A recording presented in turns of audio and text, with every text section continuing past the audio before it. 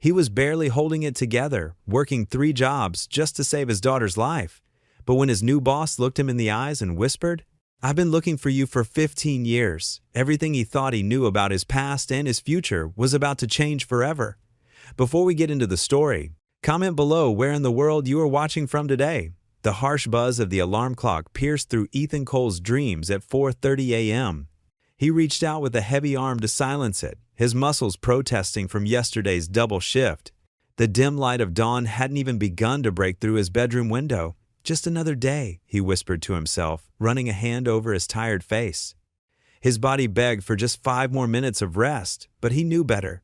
Time was a luxury he couldn't afford. Ethan pushed himself up, wincing at the stiffness in his back. The old spring mattress creaked beneath him as he sat on the edge of the bed, letting his eyes adjust to the darkness. The house was quiet except for the soft whir of Lily's air purifier down the hall. He padded quietly past her room, pausing briefly at her door. Through the slight opening, he could see her sleeping peacefully, her chest rising and falling in a steady rhythm. The sight of her gave him the strength he needed to face another grueling day. In the bathroom, Ethan splashed cold water on his face and stared at his reflection. Dark circles rimmed his eyes, and his face looked older than his 48 years. The weight of responsibility had etched deep lines around his mouth and eyes. "Lord, give me strength," he prayed softly, a daily ritual that helped him face each morning. The kitchen was still dark as he made his way downstairs. He moved through the familiar space with practiced ease, starting the coffee maker and pulling out Lily's medication organizer. The rainbow of pills inside represented thousands of dollars, money he didn't have, but somehow had, to find. While the coffee brewed, Ethan packed Lily's lunch, turkey sandwich, apple slices, and her favorite granola bar. He added a small note like he did every day. "Have a great day, sweetheart. Love, Dad." These little messages were their way of staying connected despite his long hours away. The coffee maker beeped, and he poured the hot liquid into his thermos. The warmth of the cup in his hands was a small comfort. Outside, the pre-dawn air was crisp and still. His old pickup truck sat in the driveway, a faithful companion through countless early mornings. The drive to Riverside Office Complex was quiet, streets empty, except for the occasional delivery truck. Ethan pulled into the familiar parking lot at 5:15 a.m. The cleaning cart waited for him inside, loaded with supplies for his first job of the day. Floor by floor, he worked his way through the building. Vacuum cleaners hummed, trash bags rustled, and surfaces were wiped clean. His movements were automatic after years of practice, but each motion sent small jolts of pain through his tired muscles. "Morning, Mr. Cole," called out Marcus, the security guard, as he made his rounds. Early as always, Ethan managed to smile. Someone's got to keep this place looking good. By 9:30 a.m., he had finished the office complex. His next shift at Joe's Diner started at 10 a.m. In his truck, he changed into his cook's uniform, the fabric still carrying yesterday's scent of grilled onions and burger grease. The diner was already bustling when he arrived. Sally, the head waitress, shot him a sympathetic look as he hurried to the kitchen. "Rough morning?" "Just the usual," Ethan replied, tying his apron. The heat from the grill hit him immediately, adding to his exhaustion. Orders started coming in fast. Breakfast rush merged into lunch without a pause. Ethan's hands moved automatically, flipping burgers, plating eggs, dropping fries into hot oil. Each order completed meant a few more dollars toward Lily's medical bills. During a brief lull, he pulled out the latest hospital statement from his pocket. The numbers swam before his eyes. $47,823.59 still outstanding. His heart sank as he remembered the administrator's warning about payment deadlines. The afternoon dragged on, each hour marked by the steady stream of tickets and the clatter of plates. Ethan's feet ached in his worn work shoes, and sweat trickled down his back. The kitchen's heat was suffocating, but he couldn't slow down. A quick glance at his watch showed 4:45 p.m. His security guard shift started at 5:30 p.m., and he still had several orders to complete. The thought of calling in sick crossed his mind, just once to rest his weary body. But the image of Lily's medical bills quickly banished that thought. "Order up," he called, sliding 2 plates across the counter. His hands trembled slightly from fatigue, but he couldn't stop now, not when Lily needed him most. Sally appeared at the kitchen window. "Ethan, you're looking pale. Maybe you should." "I'm fine." He cut her off, gentler than he intended. "Just need to get through these last orders." The clock ticked relentlessly forward. At 5:10 p.m., Ethan checked his watch again, anxiety creeping in. He was behind on prep work for tomorrow's breakfast shift, but there was no time to catch up. His security guard uniform waited in his truck, and across town, another time clock was waiting to be punched. As he untied his apron, the weight of Lily's medical bills pressed heavily on his mind. Each job, each hour, each dollar earned, it still wasn't enough, but it had to be. For Lily's sake, it had to be enough. The lunch rush at Eddie's Diner was in full swing. Ethan Cole moved with practiced efficiency between the grill and prep station, his blue uniform already spotted with grease stains. The sizzle of burgers on the flat-top grill filled the cramped kitchen with a familiar aroma, while dishes clattered and voices buzzed from the dining area. "Order up," called out, sliding 2 plates of steaming hamburgers onto the counter. Sarah, one of the waitresses, grabbed them with a grateful nod. His shoulders ached from the morning's work at the office building where he'd been mopping floors since dawn. The diner job was easier on his body, but the constant heat and pressure to keep up with orders left him mentally drained. The phone mounted on the kitchen wall rang, its shrill tone cutting through the restaurant noise. Usually, it was suppliers or someone calling in a takeout order. Eddie's Diner, kitchen. Ethan answered, wedging the phone between his ear and shoulder while flipping a row of burgers. "Hello, is this Mr. Ethan Cole?" A polished female voice asked. "Yes, speaking. This is Jennifer Marshall from Whitman & Associates Architecture. Do you have a moment?" Ethan's hand froze mid-flip. Whitman & Associates was one of the biggest firms in the city. "Yes, ma'am," he managed, turning down the grill heat. "We received your application for our maintenance supervisor position. I'm pleased to inform you that we'd like to offer you the job." Ethan gripped the spatula tighter. He hadn't applied for any position. He hadn't had time to job hunt between his 3 jobs. The starting salary is $65,000 annually, with full medical and dental benefits beginning after 30 days of employment.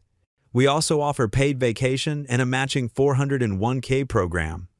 The spatula clattered to the floor. Ethan quickly picked it up, his hand shaking. That was triple what he made at his current maintenance job. "Mr. Cole, are you still there?" "Yes, sorry." He cleared his throat. "I'm just surprised. To be honest, I don't remember submitting an application." There was a pause on the other end. "Your resume was forwarded to us by a trusted source. Your experience in building maintenance and your previous background in architectural drafting caught our attention." Architectural drafting. That had been another life. Before Rachel got sick, before Lily's heart condition, before everything changed. "When would you need me to start?" Ethan asked, his voice barely steady. "We'd like you to begin next Monday, if possible. Is that too soon?" Too soon? It felt like a lifetime since he'd had proper health insurance for Lily. "No, ma'am, Monday works fine." "Excellent. I'll email you the formal offer letter and new hire paperwork. We look forward to having you join our team, Mr. Cole." After hanging up, Ethan stood motionless in the busy kitchen. The familiar sounds of the diner faded into the background as his mind raced through possibilities. Health insurance, a single job with regular hours. No more racing between shifts. "Ethan, table 6 is waiting on their burgers." Sarah's voice snapped him back to reality. He looked down at the grill. The burgers were overcooked. "Sorry, Sarah, I'll make fresh ones right away." The rest of his shift passed in a blur. When Eddie came in to relieve him, Ethan explained about the job offer and gave his 2 weeks' notice. The old man clapped him on the shoulder with genuine warmth. "About time something good came your way, son. You've worked harder than any 3 men I know." In his rusty Honda Civic, Ethan sat in the diner's parking lot, key in the ignition but engine off. The afternoon sun filtered through the windshield, warming the worn interior. He reached into his pocket and pulled out the small silver cross Rachel had given him before she died. "I don't know if this is real," he whispered, running his thumb over the smooth surface. "It feels too good to be true." But the business card from Jennifer Marshall sat on his dashboard, solid and real. The salary she'd mentioned would cover Lily's treatments. They might even be able to move to a better apartment, one where the heating worked properly in winter. Ethan started the car, the engine coughing before settling into its familiar rumble. As he drove home, his mind wandered to Lily. His daughter never complained about their situation, but he saw how it wore on her. The worry in her eyes when bills arrived, the way she pretended not to notice when he ate less so she could have more. Pulling into their apartment complex's parking lot, Ethan noticed the light was off in Lily's window. She must have fallen asleep early again. The medication often left her tired. He sat in the car for a moment longer, hands still on the wheel. "Thank you," he whispered, looking upward. "I don't know why this is happening now, but thank you." His voice cracked slightly as tears threatened to form. "Please let this be real. Please let this help her." The gleaming glass and steel building of Whitman and Associates towered above Ethan as he stood on the sidewalk, tugging nervously at his tie. It was his only good one, navy blue with thin silver stripes, saved for special occasions. His worn brown dress shoes, polished carefully the night before, felt out of place against the pristine marble floors of the lobby. "Mr. Cole?" A young receptionist greeted him with a professional smile. "Miss Whitman will see you now. Please follow me." Ethan's heart hammered as they walked past modern artwork and sleek office spaces. Everything about this place spoke of success and sophistication, worlds away from his early morning janitorial work and afternoon shifts at the diner. The elevator climbed smoothly to the top floor, its mirrored walls reflecting Ethan's anxious expression. He straightened his shoulders, trying to project confidence he didn't feel. The doors opened to reveal a spacious reception area with floor-to-ceiling windows overlooking the city. "This way, please." The receptionist led him to large double doors and knocked softly before opening them. Grace Whitman stood as Ethan entered her office. She cut an impressive figure, tall and elegant in a charcoal gray suit. Her silver-streaked dark hair swept back in a neat chignon. Her office, like the rest of the building, was meticulously organized, with architectural models displayed on sleek shelves and awards lined up on one wall. "Mr. Cole, thank you for coming." Her voice was warm but professional as she extended her hand. "Please, have a seat." Ethan shook her hand, noting her firm grip. "Thank you for having me, miss." Whitman. He settled into one of the leather chairs facing her desk, trying not to fidget. The morning sun streaming through the windows caught the silver in Grace's hair, creating a sort of halo effect that made her seem even more intimidating.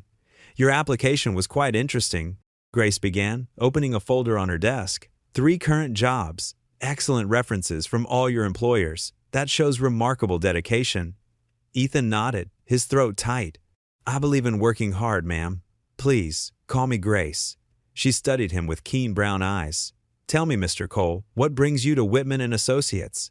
He took a deep breath, choosing his words carefully. "The opportunity for stability, primarily. The maintenance position you're offering, it would mean being able to focus on one job instead of 3. And the health benefits." He paused, wondering how much to share. "Go on," Grace encouraged, her expression softening slightly. "The health benefits would make a significant difference for my daughter," Ethan admitted. "She has medical needs that are challenging to meet with my current situation." Grace made a note on the paper before her. "I see you have some background in construction and design?" "Yes, mostly hands-on experience. I helped build houses during college and worked with a small construction company for a few years after graduation." "And what interests you about architecture?" Something in her tone made Ethan look up. Her eyes were focused intently on him, as if searching for something beyond his words. "I've always been fascinated by how buildings can shape people's lives," he said honestly. "How the right design can make a space feel like home, or inspire creativity, or bring comfort to someone in need. It's not just about walls and roofs, it's about creating something meaningful." A slight smile touched Grace's lips. "That's an interesting perspective for someone applying for a maintenance position." Ethan felt his cheeks warm. "I suppose I got carried away. But even in maintenance, understanding the purpose behind a building's design helps in keeping it functioning as intended." Grace stood and walked to the window, her heels clicking softly on the hardwood floor. "Your reference from Street. Mary's Hospital mentioned you often help with their facility improvements, beyond your regular janitorial duties. When I see something that could work better, I try to help," Ethan explained. "Last month, I redesigned the children's waiting area to make it more welcoming. Just simple changes, rearranging furniture, adding some color. The kids seem happier there now." Grace turned back to face him, her expression unreadable. "That's the kind of initiative we value here, Mr. Cole." She returned to her desk and sat down. "The position comes with full benefits, including comprehensive health insurance that would cover dependents. The salary is as discussed in the phone call. When would you be able to start?" Ethan's heart leaped. "I could give notice at my other jobs today." 2 weeks? That would be fine." Grace pressed a button on her desk phone. "Jenny, please bring in the new hire paperwork for Mr. Cole." The next 20 minutes passed in a blur of forms and signatures. Ethan's hand trembled slightly as he signed the last document, hardly daring to believe this was real. A job with benefits. One job, not three. The ability to finally get Lily the care she needed. As the receptionist collected the paperwork and left, Grace stood again. Ethan rose as well, expecting a final handshake and goodbye. Instead, Grace walked around her desk and stood directly in front of him, her expression intense. "Mr. Cole," she said, softly, her voice different now, more personal, almost vulnerable. "There's something else we need to discuss." Ethan waited, confusion building as she continued to study his face. "I've been looking for you for 15 years. The words hung in the air between them. Ethan stared at her, his mind blank with shock. He opened his mouth to speak, but no words came out. Grace's office felt different now. The intimidating, pristine white walls and modern furniture seemed to fade into the background as she gestured for Ethan to take a seat in one of the plush chairs across from her desk. "Would you join me for coffee?" she asked, her voice softer than during the interview. "There's a quiet cafe just around the corner." Ethan hesitated, his mind racing. The way she had looked at him earlier, those words about searching for him, it all felt surreal.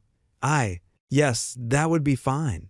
The walk to the cafe was short but charged with strange tension. Grace walked beside him, her heels clicking steadily on the sidewalk. She seemed lost in thought, and Ethan noticed how she kept glancing at him when she thought he wasn't looking. The cafe was a cozy place with warm wooden tables and the rich aroma of fresh coffee. They settled into a quiet corner booth, away from the few other customers. A young waitress brought them 2 steaming cups of coffee. Grace wrapped her hands around her cup but didn't drink. "Ethan," she began, then paused as if gathering courage. 15 years ago, during Hurricane Marcus, you were working as a volunteer with the emergency response team. Ethan's hands tightened around his coffee cup. That hurricane had been devastating, one of the worst to hit their coast. He nodded slowly. "There was a young woman," Grace continued, her voice trembling slightly. "She was trapped in her car with her toddler son. The water was rising." "I remember," Ethan said quietly.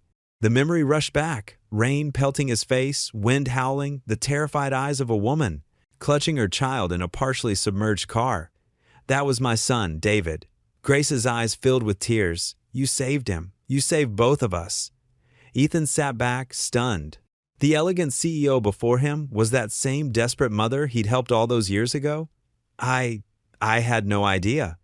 "I've been trying to find you ever since," Grace said. "But in all the chaos of the hurricane, I never got your full name. I only knew you as Ethan, the man who risked his life to save my boy." She reached into her purse and pulled out a worn newspaper clipping. The yellowed paper showed a grainy photo of rescue workers during the hurricane.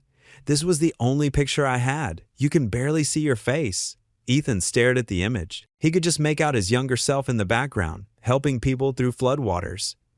"But that's not all," Grace said, her voice growing even quieter. "When I finally tracked you down, I discovered something else, something that connected us even before that hurricane." She took a deep breath. "I was engaged to Rachel, your wife's sister."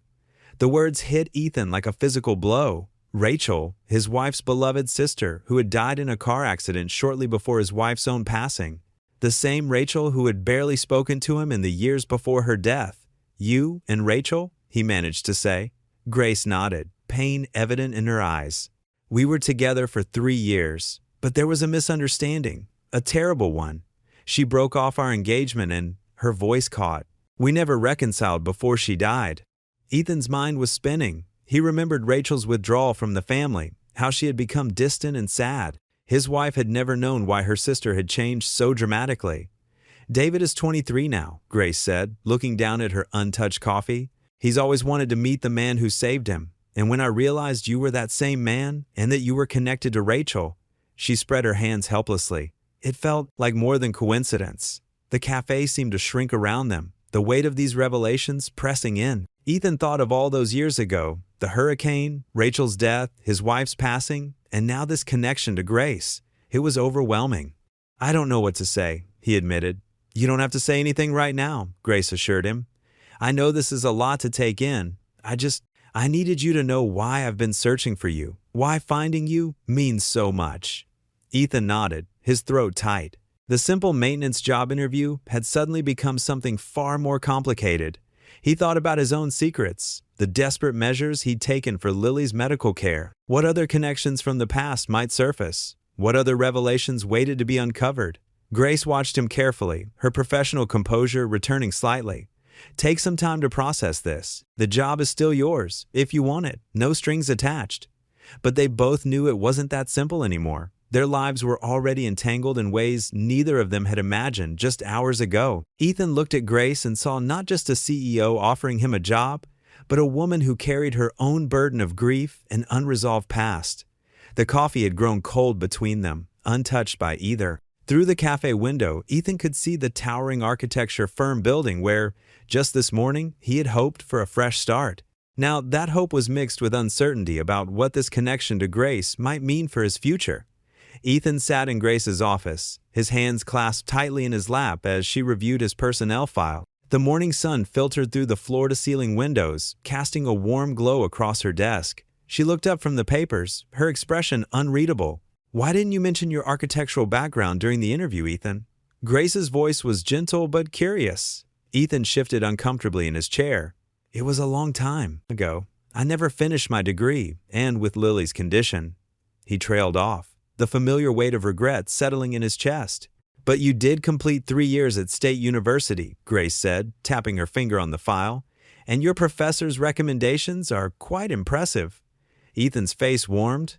"That was before everything happened with my wife, before Lily got sick. I had to make choices." Grace nodded, understanding softening her features. "Life has a way of changing our plans." She stood up and walked around her desk, leaning against it. "I have a proposition for you, Ethan. We need someone with both practical experience and design knowledge for our upcoming projects. I'd like to promote you to project coordinator." Ethan's heart skipped a beat. I don't know what to say." "Say yes," Grace smiled. "The salary is double what you're making now, plus benefits. And you'll be working directly with our design team." The opportunity seemed almost too good to be true. Ethan thought of Lily, of the mounting medical bills, of the countless nights he'd spent worrying about their future. "Thank you, Miss Whitman." "I won't let you down, Grace," she corrected him, "and I know you won't." The next few days passed in a whirlwind of meetings, introductions, and training sessions. Ethan's head spun with new information as he learned the firm's software systems and project management protocols. His old maintenance uniform was replaced with business casual attire, though he still felt out of place among the polished professionals around him. In the break room, he overheard whispers about his rapid promotion. Some were skeptical, others curious, but Ethan kept his head down and focused on learning everything he could. By Wednesday, he was reviewing blueprints for a new community center. His fingers traced the lines of the design, muscle memory from his college days kicking in. He noticed a potential issue with the ventilation system and made careful notes in the margins. "Those are good observations," Grace said, appearing beside his desk. Ethan jumped slightly, not having heard her approach. "Sorry," she smiled. "I didn't mean to startle you, but you've just proved why I wanted you in this position. You see things others might miss." Ethan relaxed slightly. "It's just practical experience. When you've worked maintenance as long as I have, you learn what works and what doesn't." "Exactly. That's invaluable to us." Grace paused, studying him. "How's Lily doing with the new insurance coverage?" "Better," Ethan said, his voice thick with emotion. "The specialists at Memorial Hospital are amazing. She's responding well to the new treatment." "I'm glad to hear that." Grace's voice was warm. "Take tomorrow afternoon off to be with her. The project will still be here on Friday." That evening, Ethan unlocked the door to his small apartment, his new leather briefcase feeling strange in his hand. The space was modest, worn furniture, dated wallpaper, but it was home. Lily sat at their small kitchen table, working on her homework. Her cheeks had more color than they'd had in weeks. "Hey, Dad," she smiled, looking up from her textbook. "How was work?" "Good, sweetheart, really good." He set his briefcase down and hung up his jacket. "How are you feeling?" "Better today. The new medicine doesn't make me as tired." She pushed her math homework aside. "It's weird seeing you in those clothes.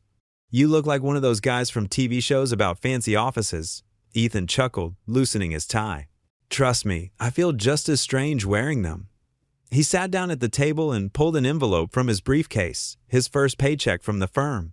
The amount printed on it still seemed surreal. With this money, they could finally start catching up on their bills, maybe even start a small savings account. Lily noticed his expression. "Dad, is everything okay?" "Yeah, honey." He smiled, feeling a warmth spread through his chest. "Everything's better than okay." He stared at the check, remembering all the nights he'd prayed for a way to give Lily the care she needed. For the first time in years, he felt something he'd almost forgotten: hope. Real, tangible hope that wasn't just wishful thinking. The kitchen clock ticked steadily on the wall, marking this moment. Outside, the city hummed with its usual evening activity, but inside their small apartment, something had shifted. The weight on Ethan's shoulders, while not gone completely, felt a little lighter. Lily reached across the table and squeezed his hand. Her touch grounded him, reminded him why he'd never given up. "I'm proud of you, Dad," she said softly. Ethan squeezed back, his vision blurring slightly. He looked at his daughter, at the check, at their humble kitchen that had seen so many struggles. Tomorrow would bring new challenges, but for now, this moment was enough. The morning sun cast long shadows across Ethan's new desk as he spread out the preliminary sketches for the Veterans Memorial Park. His fingers traced the clean lines he'd drawn the night before, each stroke representing hours of careful thought. The office buzzed with early morning activity, but Ethan remained focused on the papers before him. "These are impressive," Grace said, appearing beside his desk. She picked up one of the sketches, studying the curved wall design that would display the names of fallen soldiers. "You've captured exactly what we were hoping for." Ethan felt his cheeks warm at the praise. "Thank you. I wanted to honor their sacrifice properly." He pointed to the central plaza. "I thought we could incorporate these benches here, arranged in a circle. It gives families a place to sit and reflect." Grace nodded, her eyes scanning the details. "And these pathways leading to the center? They represent the different branches of service," Ethan explained, growing more animated. "Each one tells a story through the landscaping and memorial plaques." He pulled out another sketch showing the detailed plantings. "See these trees? They're native to our area, but they also grow in the countries where many of our veterans served." For the next hour, they discussed the finer points of the design. Other team members drifted over, adding their thoughts and suggestions. Instead of feeling intimidated, Ethan found himself energized by their interest. His ideas weren't just being heard, they were being built upon and improved. During lunch, Ethan sat at his desk, unable to stop working. He adjusted small details, refined the proportions, and added notes about materials. The sandwich Grace had insisted on ordering for him sat half-eaten at the corner of his desk. "Mr. Cole?" A young intern approached with a stack of reference materials. "I found those examples of stone finishing you asked about." "Thanks, Sarah." Ethan smiled, clearing a space on his desk. "And please, call me Ethan." As the afternoon progressed, Ethan found himself in meetings with contractors and material suppliers. They treated him with respect, valuing his input on everything from stone selection to installation methods. It was a far cry from his days of juggling multiple jobs just to make ends meet. At 3 o'clock, Grace called him into the conference room where the project team had gathered. The large table was covered with his drawings, now marked with helpful suggestions and approving comments from various department heads. "Everyone, I want to thank Ethan for his outstanding work on the initial concept," Grace announced. "His design captures both the solemnity and hope we want to convey with this memorial." The team applauded, and Ethan felt a warmth spread through his chest. This wasn't just about earning a paycheck anymore. This was about creating something meaningful, something that would help others heal and remember. After the meeting, Ethan worked late into the evening, refining details and incorporating feedback. The office had grown quiet, most employees having left hours ago. Only the soft hum of the heating system and the scratch of his pencil broke the silence. "You should head home," Grace said softly, stopping by his desk. "Lily will be waiting." Ethan checked his watch and started. "You're right. I just got caught up in," he gestured at the drawings. "I know," Grace smiled. "That's why I knew you were the right person for this project. You care about getting it right." The next morning, Ethan walked Lily to school, enjoying the crisp autumn air. Her steps were lighter these days, the new treatments clearly helping. They passed the newsstand where Mr. Chen was setting up for the day. "Mr. Cole," Mr. Chen called out, waving a newspaper. "You're in the paper." Ethan stopped, confused. Mr. Chen handed him the local paper, pointing to an article on the front page of the community section. The headline read, "Local firm unveils plans for Veterans Memorial Park." Lily pressed against his side, reading along. "Dad, look, they used your design." The article showed one of his preliminary sketches, describing the project as an innovative and thoughtful tribute to our veterans. Ethan's name was mentioned as the lead designer, along with a quote from Grace about the firm's commitment to honoring service members and their families. "That's amazing, Dad." Lily beamed up at him. "I knew you could do it." Ethan stood there, holding the paper, feeling something he hadn't experienced in years: pride. Not just in the work itself, but in the knowledge that he was finally doing something that mattered. The weight of constant worry seemed to lift, if only for a moment, replaced by a cautious hope. "Can we keep the paper?" Lily asked, already planning to show her friends. "Of course," Ethan said, carefully folding it and tucking it into his bag. They continued their walk to school, and for the first time in years, Ethan allowed himself to believe that maybe, just maybe, things were finally changing for the better.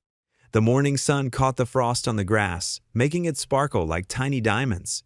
Ethan watched as Lily skipped ahead, her backpack bouncing with each step. The newspaper in his bag felt like a tangible piece of proof that dreams could still come true, even after years of struggle and sacrifice.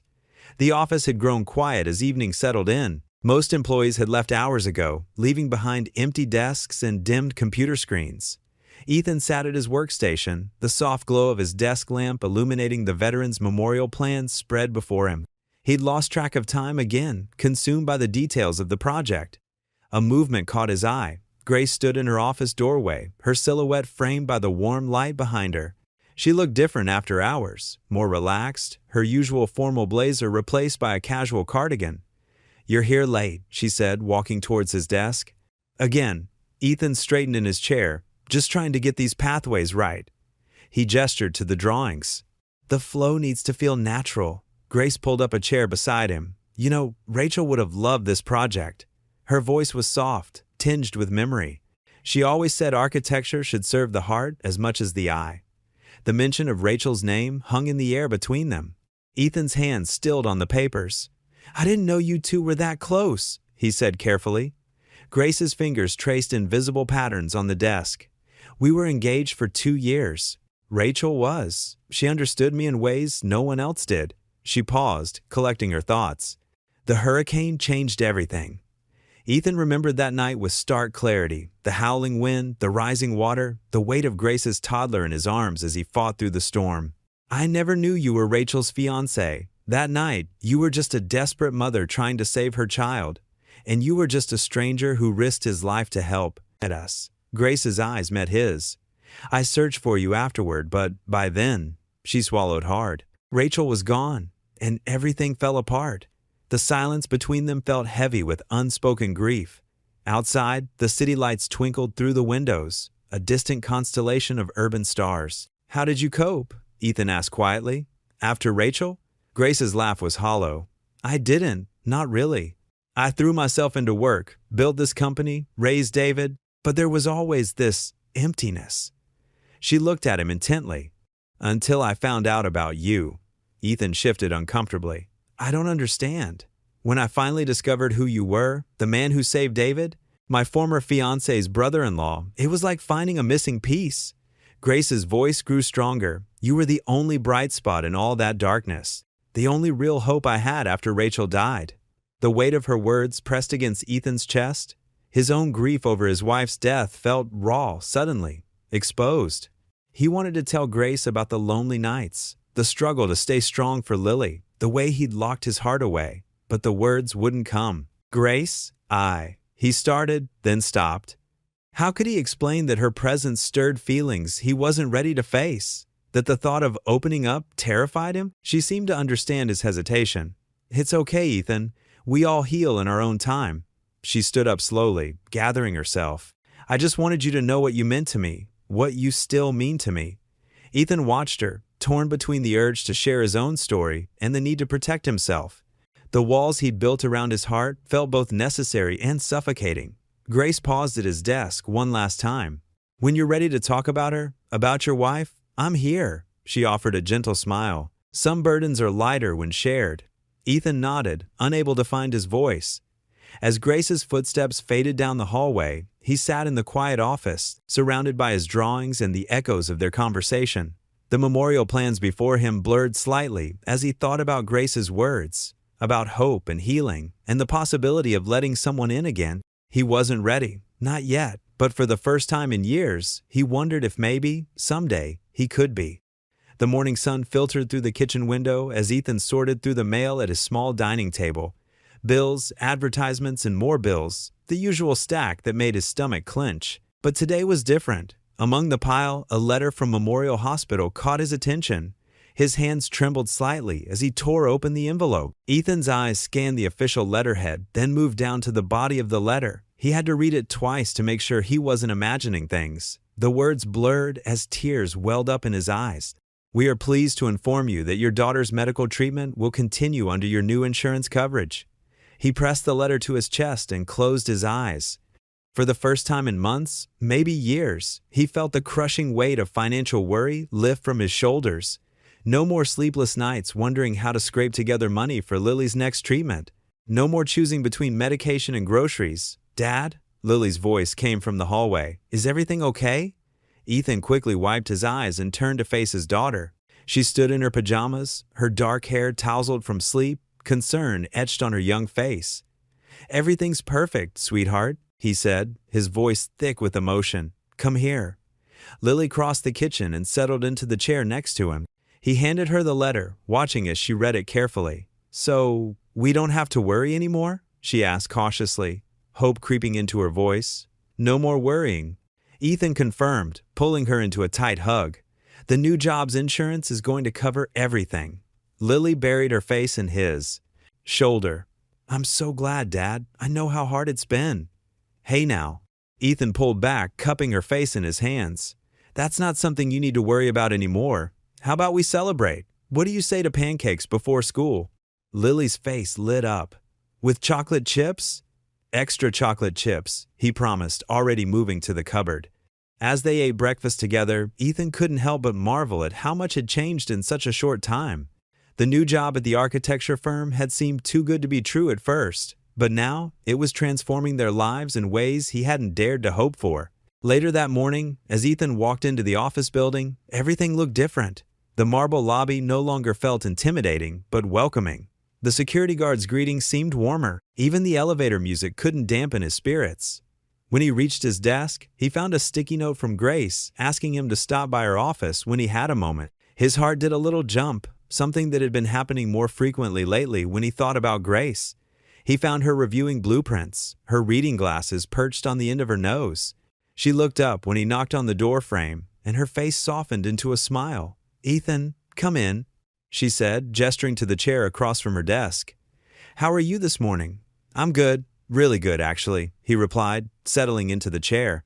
"We got confirmation that Lily's medical coverage is all set with the new insurance." Grace's eyes lit up. "That's wonderful news." "I know how worried you've been about that." "I can't thank you enough," Ethan said earnestly. "This job, it's changed everything for us." Grace waved away his thanks. "You earned this position, Ethan. Your talent and dedication speak for themselves." She paused, studying him for a moment. "You know, when I first realized who you were, the man who saved my son during that hurricane, I thought finding you would bring closure to that chapter of my life.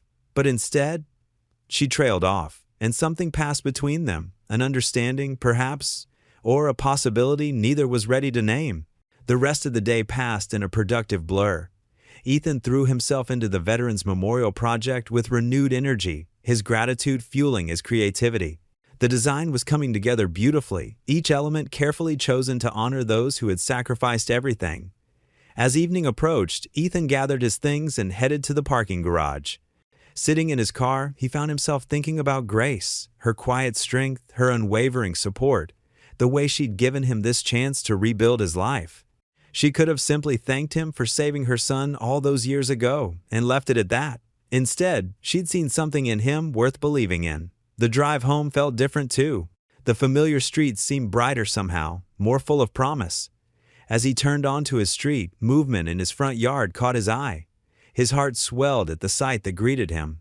Lily was outside with two of her friends from down the street, their laughter carrying across the early evening air. They were playing some sort of game that involved a lot of running and dramatic gesturing.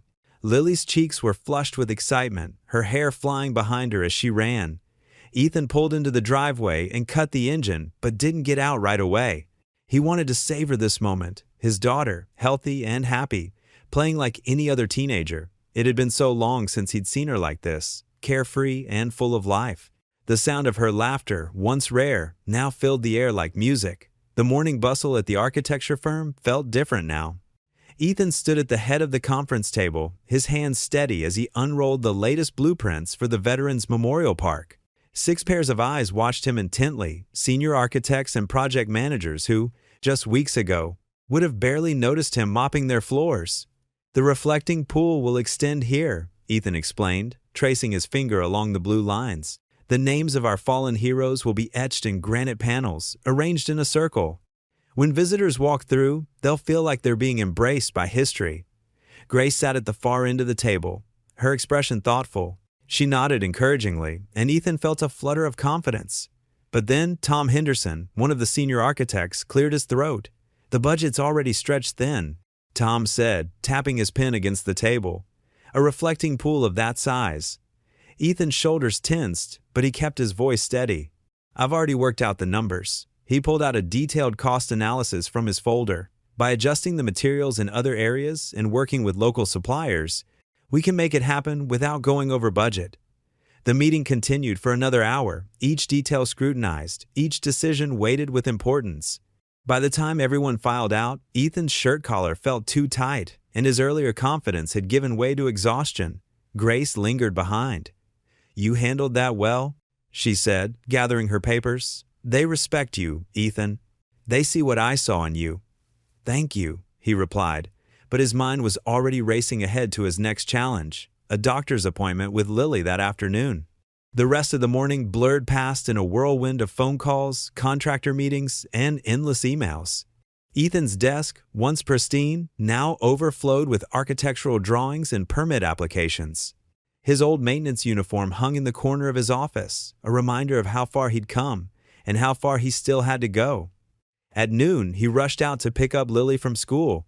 The familiar sight of her waiting on the bench, backpack clutched to her chest, made his heart ache with love and worry. She looked better these days. Her cheeks had more color, and she smiled more often. But the dark circles under her eyes matched his own. "Hey, sweetheart," he called out, forcing cheerfulness into his voice. "Ready for your checkup?" Lily nodded, climbing into the car. "Did your big meeting go okay, Dad?" "It went fine." He reached over to squeeze her hand. "The park's really coming together." The hospital waiting room was crowded, and Ethan used the time to answer work emails on his phone. Every few minutes, he glanced at Lily, who was absorbed in her homework.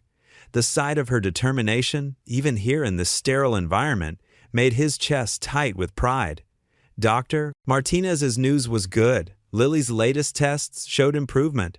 The new medication was working, and her heart function had stabilized." Ethan sat there, nodding at the doctor's words, relief washing over him in waves. But there was no time to celebrate. His phone buzzed with urgent messages from the office. A problem with the construction permits needed immediate attention. "I'm sorry, honey," he said as they left the hospital. "I need to stop by the office for a bit." Lily's face fell slightly, but she forced a smile. "It's okay, Dad. I know you're busy." Back at the firm, Ethan spent 2 hours in emergency meetings. His head throbbed as he negotiated with city officials and calmed nervous contractors. Grace stopped by his office just as he was preparing to leave. "You look worn out," she said softly. Ethan ran a hand through his hair. "I'm fine. Just need to get home to Lily." "Don't push yourself too hard," Grace advised. "The park will still be here tomorrow." The drive home was a blur of traffic lights and worry. Ethan's mind kept jumping between work deadlines and Lily's medical charts. The weight of responsibility pressed down on his shoulders like a physical thing. He found Lily in the kitchen, attempting to make dinner. The sight of her standing there, carefully stirring a pot of mac and cheese, made him pause in the doorway. She looked so much like her mother in that moment. The same determined set to her jaw, the same gentle way she moved. "You didn't have to cook," he said, setting down his briefcase. "I wanted to help." Lily turned to him with a small smile. "You always take care of me. Sometimes I can take care of you too." Ethan's throat tightened. He pulled out 2 plates, and they sat down together at their small kitchen table. The mac and cheese was slightly overcooked, but he ate it as if it was the finest meal in the world. "How's your heart feeling?" he asked, trying to keep his tone light. "Better," Lily said. "Doctor, Martinez says I might even be able to try out for the school play next semester." "That's wonderful, sweetheart." Ethan reached across the table to hold her hand. Her fingers felt warm and strong in his vision, so different from the fragile grip he'd worried about for so long. Exhaustion pressed at the edges of his vision, but he pushed it away. This moment, sitting here with his daughter, knowing she was getting better, this made everything worth it. The long hours, the stress, the constant juggling act between work and family, it all faded away when he looked at Lily's hopeful face across the table. He squeezed her hand gently, forcing his tired muscles into a genuine smile.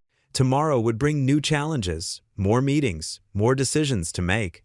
But for now, in their small kitchen, with the day's last sunlight streaming through the window, Ethan allowed himself to simply be grateful. The late afternoon sun streamed through the glass walls of Grace's office, casting long shadows across the architectural plans spread out on her desk. Ethan stood beside her, pointing out the modifications he'd made to the Memorial Park's design. The scent of her subtle perfume mingled with the familiar smell of coffee and paper that filled the room. "I shifted the reflection pool slightly," Ethan explained, his voice soft but confident. "This way, the sunset will catch the water just right." Grace leaned in closer, her shoulder barely touching his as she studied the drawings. "It's beautiful, Ethan. You have an eye for these details that most people would miss." Her praise warmed him, different from the professional compliments he'd received in meetings.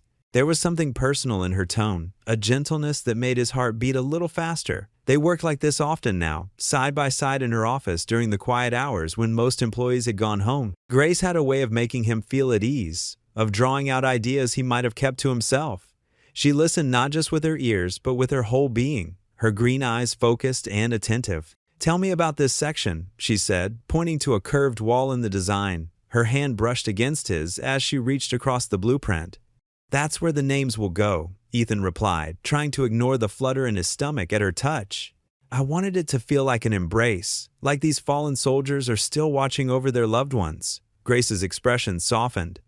"Like Rachel watched over you and Lily?" The mention of his late wife's name didn't sting as much as it used to. Maybe it was because Grace understood loss in a way few others did. She'd lost Rachel's sister, after all. "Yeah," he admitted. "I guess some of this comes from there." Grace pulled up a chair and gestured for him to sit in the one beside her. "You never talk about her much." "It's been easier not to," Ethan said, settling into the chair. "For a long time, just saying her name felt like reopening a wound." "I understand," Grace said quietly. She reached over and squeezed his hand briefly. "Some days, I still can't believe Rachel's sister is gone." They sat in comfortable silence for a moment, the setting sun painting the office in shades of gold and amber. Ethan found himself studying Grace's profile, the elegant line of her neck, the way she tucked a strand of silver-streaked hair behind her ear. "Would you like to come to dinner tomorrow night?" Grace asked suddenly, turning to face him. "At my house. We could talk more. About everything." Ethan's heart skipped a beat.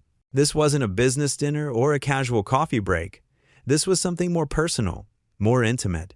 "I'd need to check with Mrs. Martinez next door, see if she can watch Lily," he said, already knowing he wanted to say yes. "Bring Lily," Grace said warmly. "I'd love to meet her properly. And," she hesitated for a moment, "I think it's time we talked about the past. All of it." Ethan nodded, understanding the weight of her words. "I'd like that." The next evening, Ethan stood on Grace's front porch, a bottle of wine in his hand. The house was a beautiful Victorian, with wraparound porches and gables that spoke to Grace's architectural taste. Lily had caught a cold and stayed home with Mrs. Martinez, but she'd insisted her dad go anyway. Grace opened the door wearing a simple blue dress, her hair loose around her shoulders. She looked different here, more relaxed than her CEO persona. "Come in," she said, smiling warmly. Her kitchen smelled of garlic and herbs, and classical music played softly in the background. They fell into an easy rhythm as Grace finished cooking and Ethan helped set the table, moving around each other as if they'd done this 100 times before. Over dinner, the conversation flowed naturally. Grace told him about her early days in architecture, about her dreams for the firm. Ethan shared stories about Lily, about the odd jobs he'd worked to keep them afloat. As they moved to her comfortable living room with cups of coffee, Grace turned to face him on the couch. "Tell me about her, Ethan. Tell me about your wife." In the soft lamplight, with Grace's patient eyes on him, Ethan found himself opening up. "She was the strongest person I knew," he began. "Even at the end, she never lost her smile. She made me promise to keep living, really living, not just existing." His voice cracked slightly. "Some days I wonder if I've kept that promise." Grace moved closer, her hand finding his. "You have," she said firmly. "Look at everything you've done for Lily. Look at how you've never given up." "There were times I wanted to," he admitted. "Times when the bills piled up, when Lily was so sick." He took a shaky breath. "Times when I did things I'm not proud of, just to keep her alive." "We all have regrets, Ethan," Grace said softly. "What matters is that you kept going. You protected your daughter, just like you protected my son all those years ago." Ethan looked down at their joined hands, feeling the warmth of her touch, the comfort of her understanding. For the first time in years, he felt the walls around his heart beginning to crumble. "I miss her," he whispered. "But lately, I've started to feel like maybe it's okay to be happy again. To feel." He paused, meeting Grace's eyes. "To feel something new." Grace's fingers tightened around his, and in her eyes, he saw the same mix of hope and uncertainty that he felt in his own heart. The moment stretched between them, full of unspoken possibilities. The morning started like any other at the firm. Ethan sat at his desk, reviewing the latest updates for the Memorial Park project. The familiar hum of office activity filled the air as his colleagues shuffled papers and tapped away at their keyboards. His computer pinged with a new email notification. The subject line read, "Proof of fraud, Ethan Cole." Ethan's heart skipped a beat. With trembling hands, he clicked the email open. Attached were scanned copies of medical documents from 3 years ago, documents he desperately hoped would never surface again. His throat went dry as he scrolled through the message. These falsified documents show how Ethan Cole committed insurance fraud to secure medical treatment for his daughter. The prestigious firm should know who they're really working with. The room suddenly felt too small, too warm. Sweat beaded on his forehead as memories of that desperate time flooded back. He'd been drowning in medical bills, watching Lily grow weaker each day. The insurance company had denied their claim, citing a pre-existing condition clause. In his desperation, he'd altered some dates on the paperwork. The phone on his desk rang, making him jump. It was Grace's assistant, requesting his immediate presence in her office. Grace stood by her window when he entered, her back straight and tense.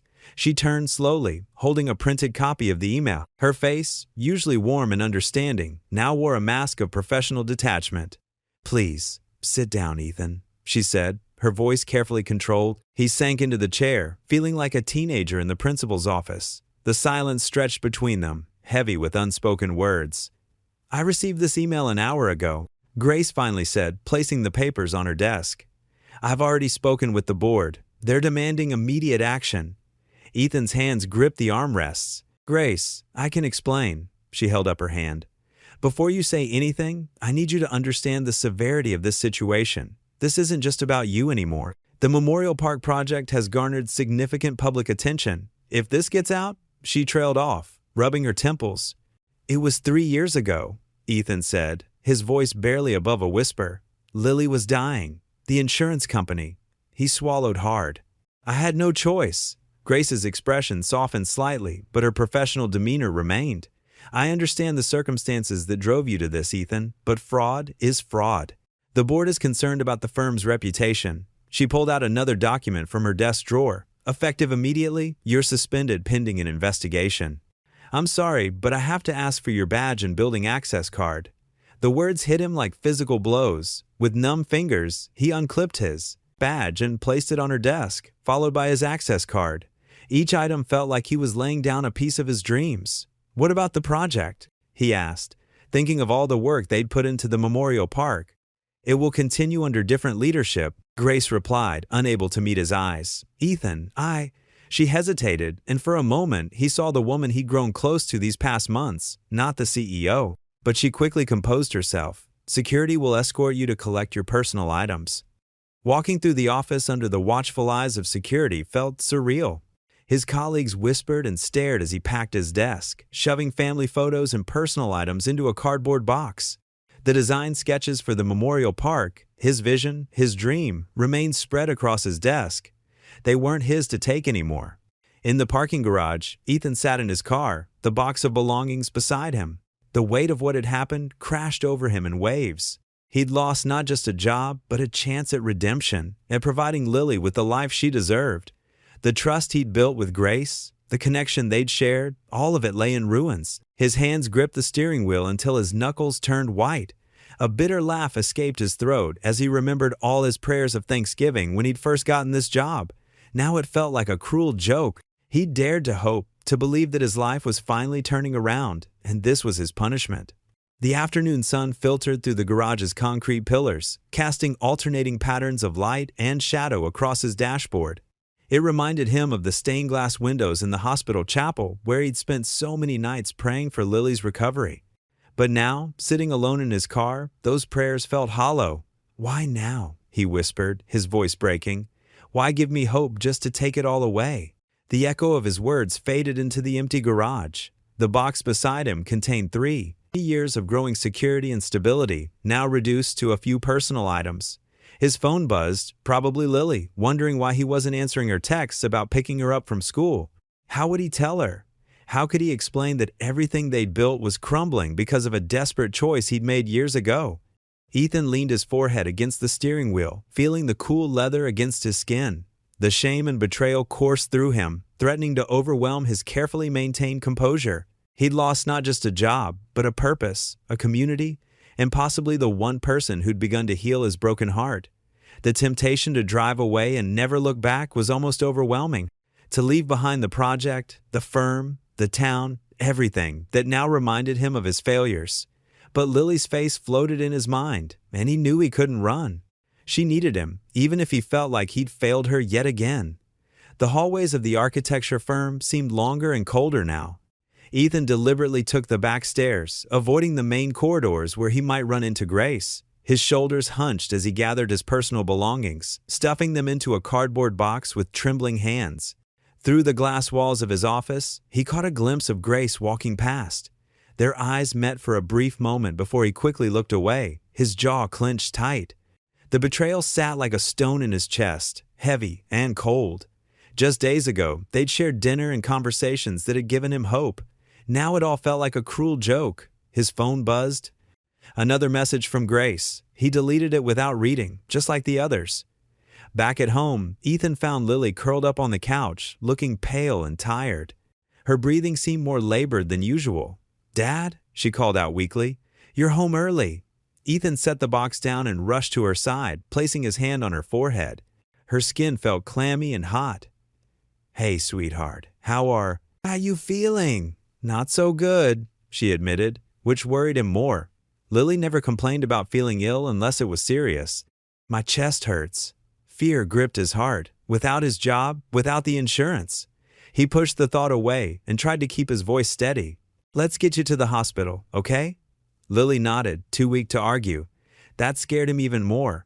The emergency room was busy, but one look at Lily's condition and they rushed her in. Ethan paced the waiting room, his phone heavy in his pocket.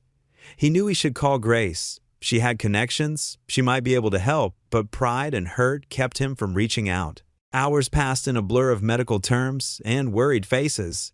The doctors spoke about irregular heartbeat, fluid buildup, possible complications. Each word felt like another weight on his shoulders. "Mr. Cole," the doctor said, her expression serious, "Lily's condition has deteriorated significantly. We need to adjust her treatment plan immediately." Ethan ran his hands through his hair, his voice rough. "What about the insurance? I just lost my job." The doctor's face softened with sympathy. "Let's focus on stabilizing her first. We can discuss the financial aspects later." But Ethan knew what that meant. More debt, more impossible choices. He'd been here before, years ago, when he'd made the desperate decision to falsify those documents. The same desperation clawed at him now. They moved Lily to a private room. She looked so small in the hospital bed, connected to beeping machines.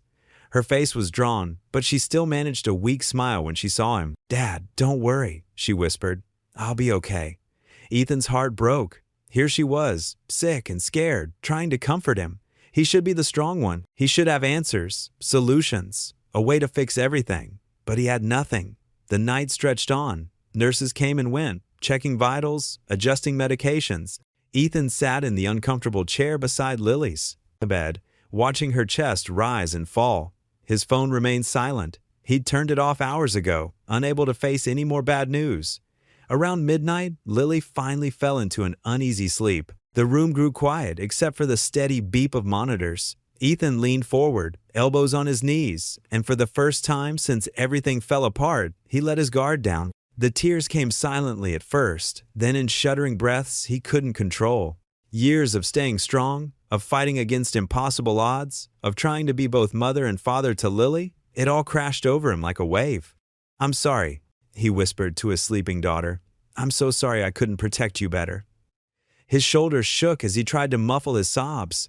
In the sterile hospital room, surrounded by machines keeping his daughter alive, Ethan Cole finally broke.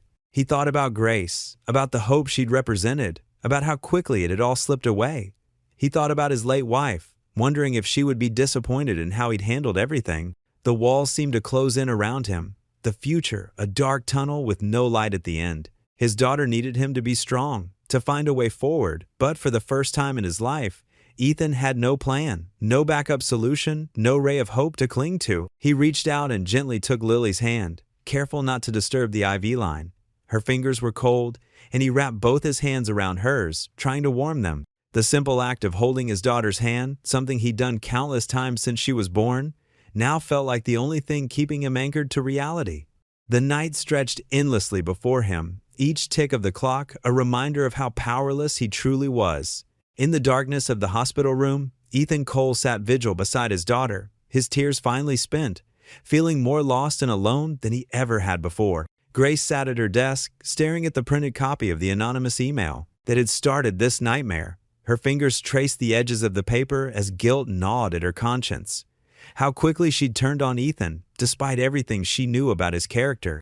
The door to her office opened, and her assistant Jennifer stepped in with a stack of papers. "Miss Whitman, I found what you asked for." The IT department traced the email's origin. Grace straightened in her chair. "And?" "It was sent from inside the building." Jennifer handed her the report. "From a computer on the executive floor." A cold suspicion formed in Grace's mind. She'd noticed Thomas Barrett, one of the senior executives, watching Ethan with barely concealed contempt during meetings. Thomas had been pushing for control of the Memorial Park project since its inception. "Get me access to Barrett's email records," Grace ordered, her voice tight with controlled anger. Hours later, surrounded by printouts and digital logs, Grace found what she was looking for. Draft emails in Thomas's account matched the writing style of the anonymous message perfectly. But more damning were the deleted files recovered from his computer documents detailing Ethan's past, including medical records that could only have been obtained illegally. Grace's hand shook as she gathered the evidence. The same man who'd tried to undermine her authority when she became CEO had now targeted Ethan, all because he couldn't stand seeing someone else succeed. She called security to seal Barrett's office and then contacted the firm's legal department. They would handle Thomas, but right now, she needed to find Ethan. Her calls went straight to voicemail. His apartment was empty. Finally, after calling several hospitals, she learned that Lily had been admitted to St. Mary's Medical Center. The hospital corridors were quiet at this late hour. Grace's heels clicked against the polished floor as she searched for Ethan. She found him outside the chapel, sitting alone on a wooden bench. His head was bowed, hands clasped together so tightly his knuckles were white. He looked defeated, nothing like the strong, determined man she'd come to know. The sight broke her heart. "Ethan?" she said softly. He didn't look up. "Why are you here, Grace?" The pain in his voice made her flinch. She sat beside him, maintaining a respectful distance. "I know the truth about the email." It was Thomas Barrett. He accessed your personal information illegally, trying to discredit you because he was jealous of your success with the Memorial Project. Ethan's shoulders tensed, but he remained silent. "I'm so sorry, Ethan," Grace continued, her voice thick with emotion. "I should have trusted you. I should have investigated before jumping to conclusions.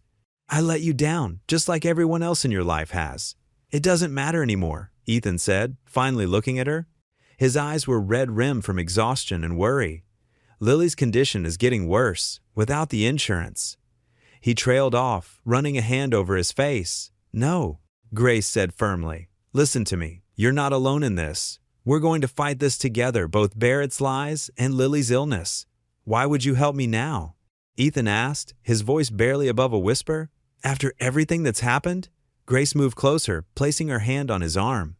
Because 15 years ago, you didn't hesitate to help me when I needed it most. You saved my son without asking for anything in return. And because, she paused, gathering her courage, because I care about you, Ethan, more than I should, probably. Tears welled in Ethan's eyes. I'm tired, Grace, so tired of fighting alone. You're not alone anymore, she assured him. We'll expose Barrett's lies. Your job, the insurance, it will all be reinstated, I promise you. For a long moment, they sat in silence. The soft glow from the chapel's stained glass windows cast colored shadows around them. Finally, Ethan straightened his shoulders. Some of the old determination returned to his eyes. What do we need to do? First, we gather every piece of evidence against Barrett. Then we take it to the board. Grace squeezed his arm gently. But right now, tell me about Lily. What do the doctors say? They're running tests, Ethan explained, his voice stronger now. Her heart? It's struggling more than usual. Grace nodded, her mind already working on solutions. Let me make some calls. I know several specialists who owe me favors. Grace, you don't have to. Yes, I do, she interrupted, because that's what family does. And like it or not, Ethan Cole, you and Lily are family now. For the first time that night, a ghost of a smile crossed Ethan's face. Okay, he said quietly. Okay. They sat together outside the chapel, two broken people finding strength in each other, ready to face whatever challenges lay ahead. The truth would come out, and this time they would face it together. Grace marched down the hallway of the executive floor, her heels clicking against the polished marble with determined precision. Ethan followed close behind, his face set with quiet resolve. In her hands, she clutched a manila folder containing printouts from IT, security footage, screenshots, and detailed records of computer access logs. Are you sure about this? Ethan asked, his voice low. The doubt in his tone made Grace's heart ache. Absolutely. She paused at the corner, turning to face him. Thomas Barrett has been trying to undermine this project from the start. Now we have proof. They approached Thomas's office, where he sat behind his massive mahogany desk, typing away at his computer. His smug expression faltered when he saw them enter together.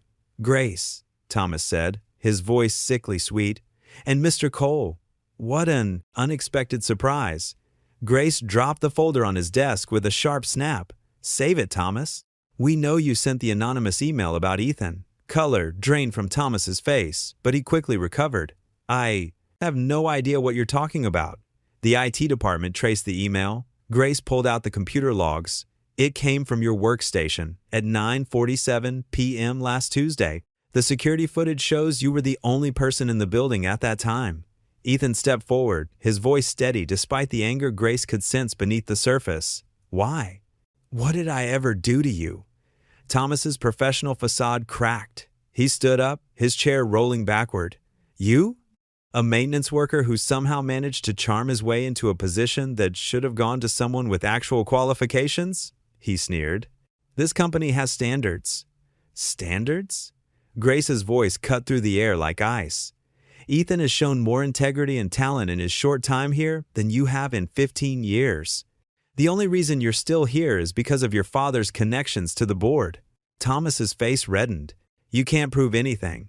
Actually, we can. Grace pulled out more papers. The IT team recovered, deleted drafts of the email from your computer's cache. Your digital signature is all over this, Thomas. The man's composure completely crumbled. Fine, yes, I sent it. But everything in that email was true, wasn't it, Cole? He turned to Ethan with a triumphant look. You did falsify those documents. Ethan met his gaze steadily. Yes, I did, out of desperation to save my daughter's life. I've never denied it. But unlike you, I don't hide behind anonymous emails and corporate sabotage. Grace stepped between them. The board will hear about this, Thomas.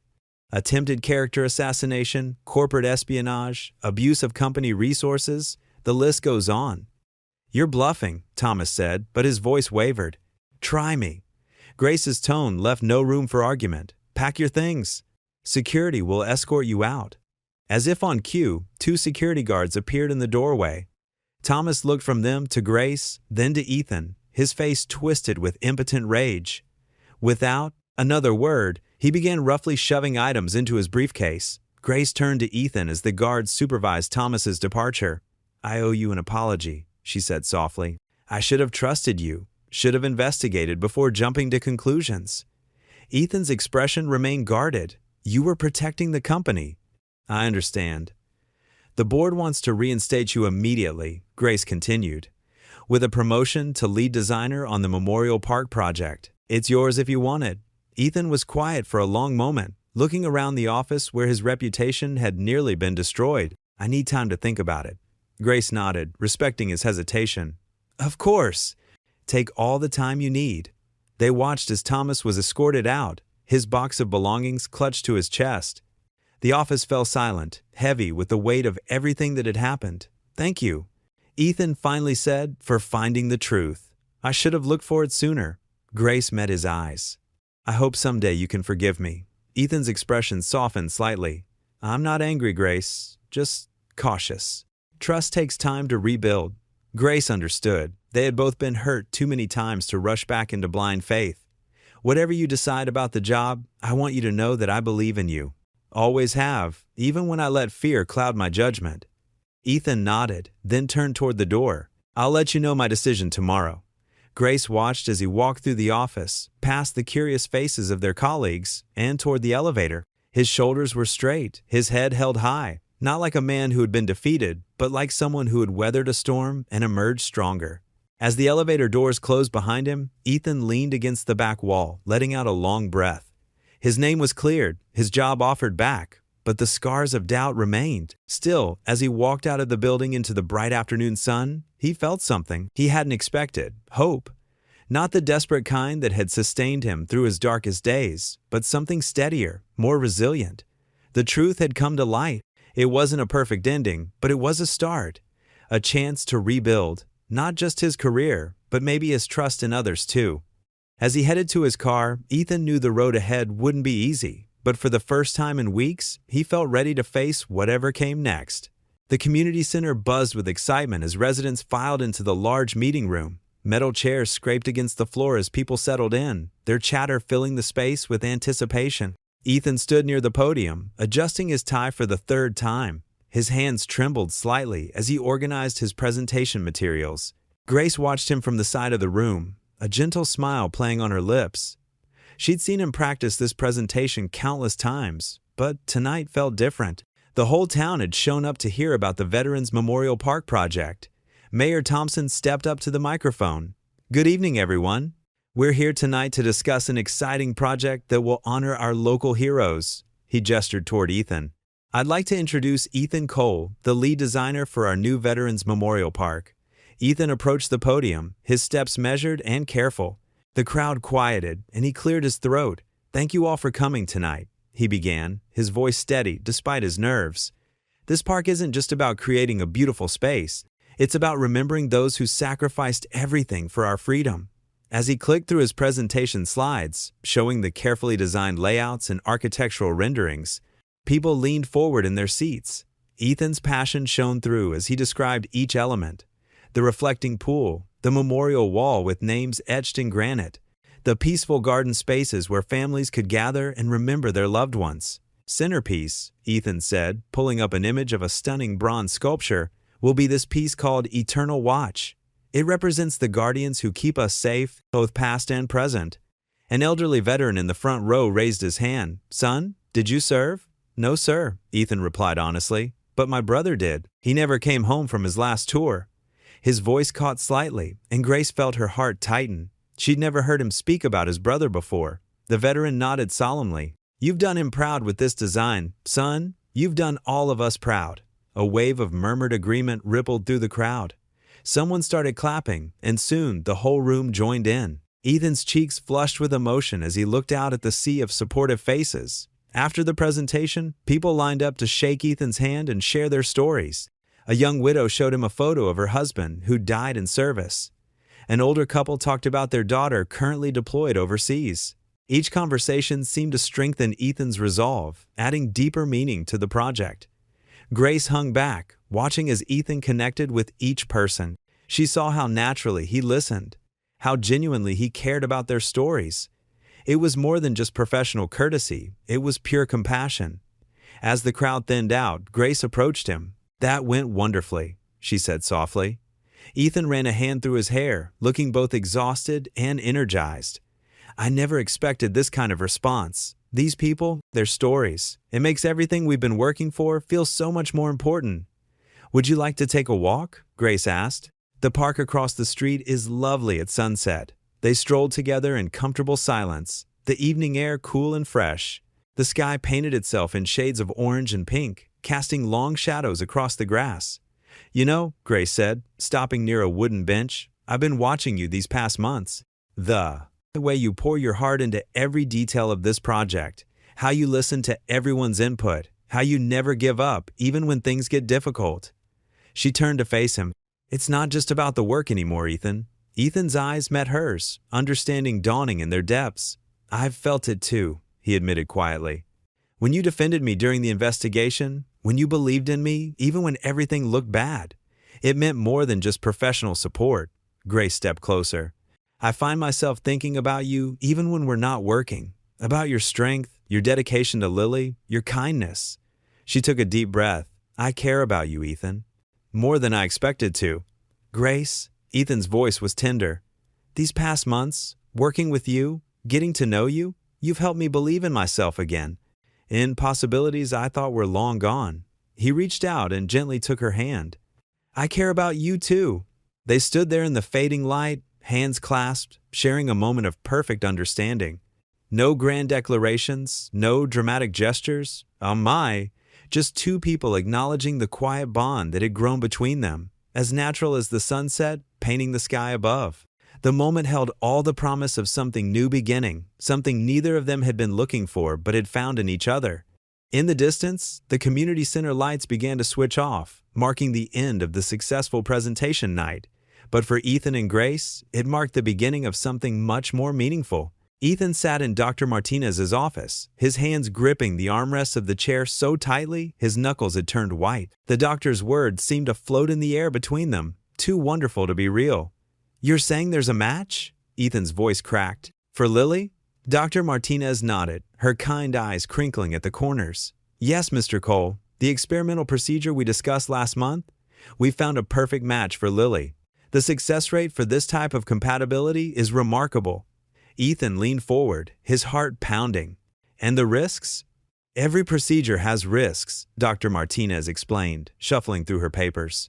"But given Lily's age and overall health improvements these past few months, she's an ideal candidate. The new insurance from your job covers most of it." A wave of emotion washed over Ethan. Just months ago, he'd been working 3 jobs, barely keeping his head above water. Now, sitting in this clean, bright office, hearing about a chance to save his daughter's life, it felt like a dream. The drive to Grace's office was a blur. Ethan's hand shook as he parked his car, the morning sun glinting off the glass building. He found her in the conference room, reviewing blueprints for the memorial park. "Grace?" His voice was barely above a whisper. She looked up, immediately sensing something was different. "Ethan? What's wrong?" They found a match.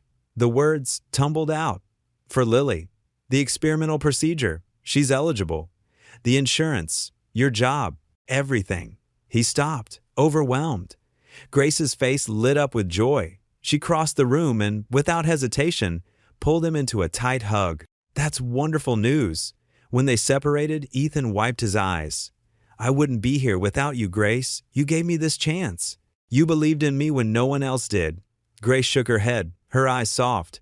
"No, Ethan, you did this. Your determination, your faith, that's what got you here. I just opened a door.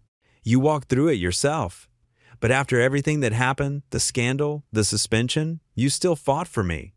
Because I knew who you really were," Grace said quietly. "I've known since that day 15 years ago, when you saved my son without thinking twice about your own safety." They stood in comfortable silence for a moment, both remembering how far they'd come. Grace squeezed his hand. "When is the procedure?" "Tomorrow morning," Ethan replied. "They want to move quickly while the match is viable. Do you want me to come with you?" Ethan felt a surge of gratitude. "Would you?" Lily would love to see you." Later that evening, Ethan sat beside Lily's hospital bed. She looked small against the white sheets, but her eyes were bright with hope. The machines beeped steadily around them, a rhythm he'd grown accustomed to over the years. "Dad." Lily's voice was soft. "Are you scared?" Ethan took her hand, marveling at how strong his 14-year-old daughter had become. "A little," he admitted. "But I'm more excited than scared." "Me too." Lily squeezed his hand. "Remember when you used to tell me that God has a plan, even when we can't see it?" "I remember. I think I see it now." Lily's eyes filled with tears. "All those times you worked so hard. All those nights you thought I was asleep, but I heard you praying. It was leading to this, wasn't it?" Ethan felt his own eyes well up. He gathered Lily in his arms, careful of the IV lines. "Yeah, sweetheart, I think it was. Promise me everything will be okay?" Her voice was muffled against his shirt. Ethan pulled back slightly, looking into his daughter's eyes. For years, he'd made this promise without truly believing it himself, clinging to faith by his fingernails. But now, something was different. The weight that had pressed on his chest for so long had lifted. "I promise," he whispered, and for the first time, he knew in his heart it was true. "Everything is going to be okay." Lily smiled through her tears, and Ethan held her close, their quiet sobs mixing with the steady beeping of the machines. Tomorrow would bring its challenges, but tonight, in this moment, father and daughter shared something precious, genuine hope for the future.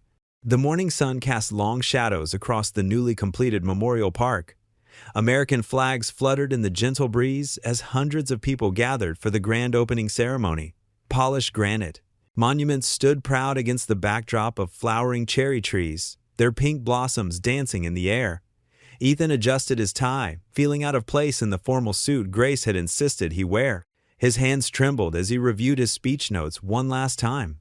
The crowd before him was a sea of faces. Veterans in their dress uniforms, local officials in business attire, and community members who had supported the project from the start.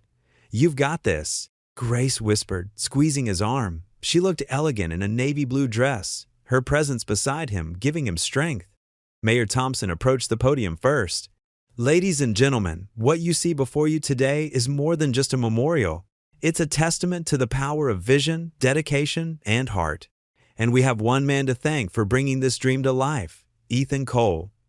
The applause thundered through the park. Ethan took a deep breath and walked to the podium, his footsteps echoing on the wooden stage. He looked out at the crowd, spotting Lily in her favorite yellow dress, sitting in the front row. She gave him a thumbs up. "Thank you, Mayor Thompson." Ethan began, his voice steady despite his nerves. "When I first dreamed of this memorial, I was thinking of my brother James. He gave his life serving our country, like so many others we honor here today." He paused, gathering his thoughts. "But this park has become something more. It's become a symbol of hope, of second chances, and of the power of community." As he spoke, his eyes swept across the monuments, each one carefully designed to tell a story. The central fountain, shaped like an eternal flame, sparkled in the morning light. The memorial walk, lined with personalized bricks bearing the names of fallen heroes, wound through gardens of native flowers. Each element you see here represents a story of sacrifice, courage, and love. Ethan continued, his voice growing stronger. "The eternal flame reminds us that their light will never dim. The memorial walk ensures their names will never be forgotten. And these gardens." He gestured to the carefully planned landscaping. "These gardens represent life continuing, growing, thriving because of their sacrifice." In the crowd, several veterans wiped away tears. Grace stood at the side of the stage, her eyes shining with pride and something deeper, understanding perhaps, or love. "But this park isn't just about remembering loss," Ethan said. "It's about celebrating life, about honoring those who gave everything so we could live in freedom. It's about family, community, and the bonds that hold us together even in our darkest moments." As he finished his speech, the audience rose in a standing ovation. Mayor Thompson returned to the podium to present Ethan with a plaque of recognition, but Ethan barely heard the words over the thunder of applause. After the ceremony, people mingled in the park, exploring the monuments and sharing stories. Ethan found himself surrounded by well-wishers, each wanting to share their appreciation or a personal memory of a loved one honored in the park. Grace appeared at his side, accompanied by a tall, well-dressed young man in his late 20s. Something about his features seemed familiar to Ethan, but he couldn't quite place it. "Ethan," Grace said, her voice full of emotion, "I'd like you to meet someone very special. This is my son, David." Ethan's heart skipped a beat as recognition dawned. The last time he'd seen David, he'd been a terrified toddler in the midst of a hurricane. Now here he stood, confident and successful, with his mother's elegant bearing and kind eyes. "Mr. Cole," David said, extending his hand, "I've waited a long time to thank you properly. You saved my life during that hurricane. I wouldn't be here today if it weren't for you." Ethan shook David's hand, overwhelmed by the moment. "Please, call me Ethan. I can hardly believe how much you've grown. Mom's told me everything." David continued, "About the park, about Lily." He paused, his expression growing serious. "That's actually why I'm here. I want to help." Grace touched Ethan's arm. "David's been tested, Ethan. He's a perfect match for Lily's bone marrow donation." The world seemed to stop spinning for a moment. Ethan stared at David, unable to process what he was hearing. You'd do that?" David's smile was warm and genuine. "How could I not? You gave me a chance at life. Now it's my turn to pass that gift on." Ethan's vision blurred with tears. Across the park, he could see Lily talking with some of the veterans, her face animated as she listened to their stories. His daughter, who might now have a real chance at a healthy life thanks to the son of the woman he was growing to love. The moment felt surreal, standing in this park that represented so much hope and sacrifice, receiving news that could change everything. The morning sun caught the eternal flame fountain, sending sparkles of light dancing across their faces. In that moment, Ethan understood with perfect clarity that sometimes the greatest miracles come full circle, connecting past and present in ways we could never imagine. The morning sun cast long shadows across the newly completed Memorial Park. American flags fluttered in the gentle breeze as hundreds of people gathered for the grand opening ceremony.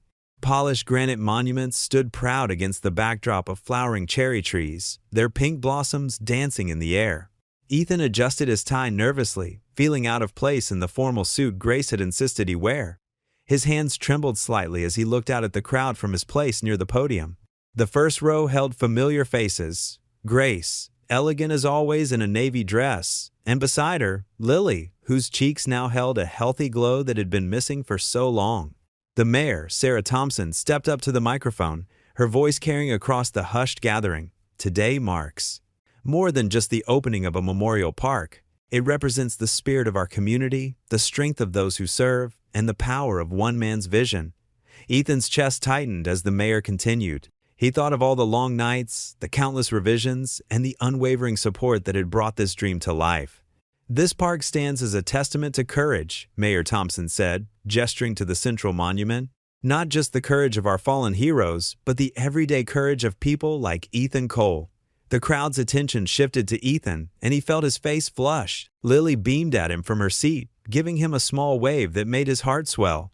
What many of you don't know is that while designing this park, Ethan was fighting his own battles, working multiple jobs, caring for his daughter through illness, never giving up hope. The mayor's voice softened with emotion. "That's why today, I'm honored to announce the establishment of the Ethan Cole Scholarship Fund." A murmur of surprise rippled through the audience. Ethan's eyes widened, and he looked questioningly at Grace, who smiled knowingly. "This scholarship," the mayor continued, "will support single parents in our community who are pursuing their dreams while caring for their children. It's funded by anonymous donors who were moved by Ethan's story of perseverance and dedication." Applause erupted, and Ethan noticed tears in Lily's eyes. She'd always believed in him, even when he'd stopped believing in himself. Furthermore, Mayor Thompson raised her hand for silence. "I'm proud to declare this Memorial Park a protected town landmark. It will stand for generations as a place of remembrance, reflection, and hope." More applause followed, and Ethan caught sight of several veterans in the crowd nodding approvingly. The central monument, a soaring granite structure with cascading water features, gleamed in the morning light. The names of fallen heroes, including his brothers, were etched with care into its surface. "Mr. Cole," the mayor turned to him, "would you like to say a few words?" Ethan hadn't prepared a speech, but as he approached the podium, the words came naturally. "This park," he began, his voice steady despite his nerves, "was built on faith. Faith in our community, faith in each other, and faith that even in our darkest moments, light will find its way through. He paused, looking at Lily, who sat straighter in her chair. Her color was better than it had been in months, and the sight gave him strength to continue. When I started this project, I was at my lowest point, working 3 jobs, watching my daughter struggle with illness, feeling like I'd failed as a father. His voice cracked slightly. But this community lifted me up. You gave me a chance when I needed it most. Grace dabbed at her eyes with a tissue, and several others in the crowd did the same. This park honors those who gave everything for our freedom. Ethan continued, including my brother. But it also represents something more, the power of second chances, of hope, and of never giving up. As he finished speaking, Lily couldn't contain herself any longer. She jumped up from her chair, her strength apparent in every movement. Her medical treatments were working, and day by day, she was becoming more like the energetic teenager she'd always been meant to be. "Dad!" she called out, running toward him with arms outstretched. The crowd burst into applause, but Ethan barely heard them. All he could see was Lily's radiant smile as she ran across the grass, her steps sure and strong. It was a sight he dreamed of but feared he might never see. His daughter, healthy and happy, running without any sign of the weakness that had plagued her for so long. As she reached him, her momentum nearly knocked him backward, but he didn't care. He wrapped his arms around her, holding her close as the applause continued around them. In that moment, looking at her beaming face, Ethan knew that every struggle, every sleepless night, every sacrifice had been worth it.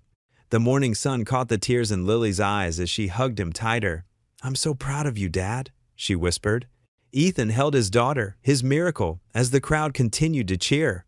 But their applause faded into background noise as he focused solely on Lily's smile, the most beautiful sight in his world. The crowd had thinned as evening approached, leaving only a few stragglers admiring the new memorial park.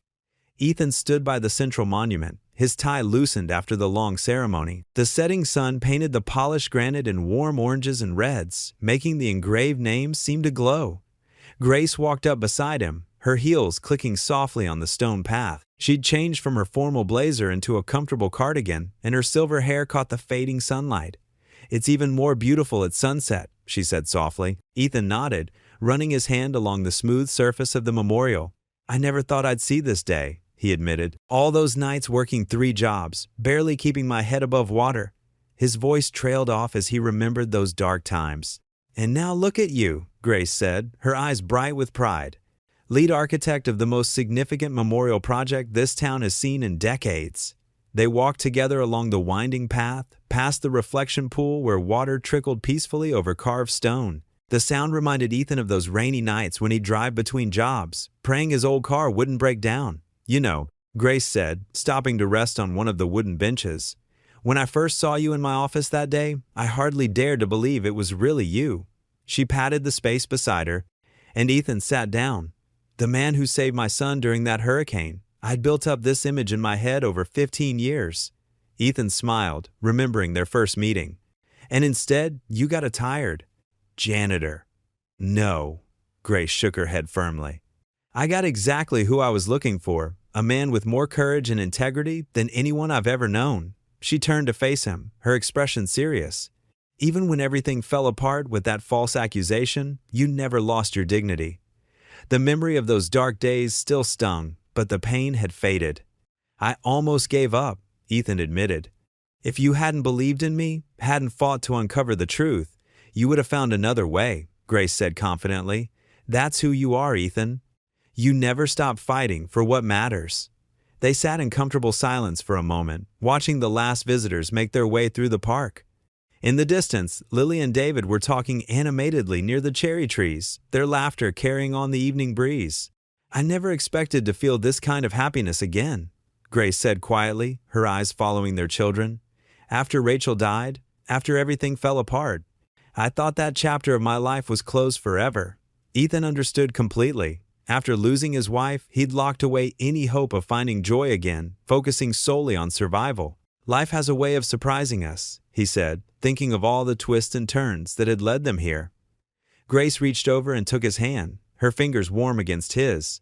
"When I think about how close we came to never finding each other again," she squeezed his hand gently. "All those years, you were right here in town, struggling alone while I was searching everywhere else. Maybe we weren't ready to find each other yet, Ethan suggested. Maybe we both needed to walk our own paths first.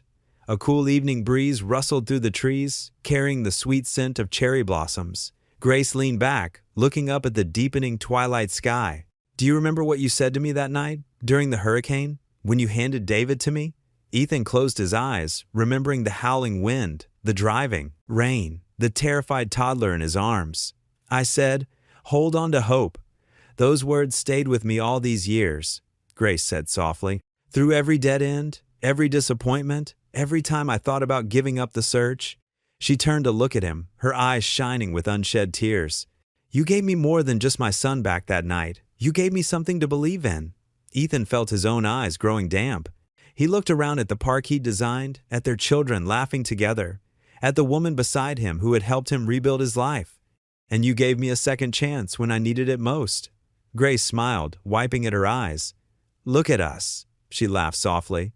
Getting emotional on a park bench? Well, it is a memorial, Ethan said with a gentle smile. A place for remembering, and for healing, Grace added, looking at the monuments glowing in the last rays of sunlight. I don't think I realized how much healing I still needed until I found you again. Ethan nodded, understanding perfectly. The weight of grief he'd carried for so long had lightened, not just from time passing, but from allowing himself to open his heart again.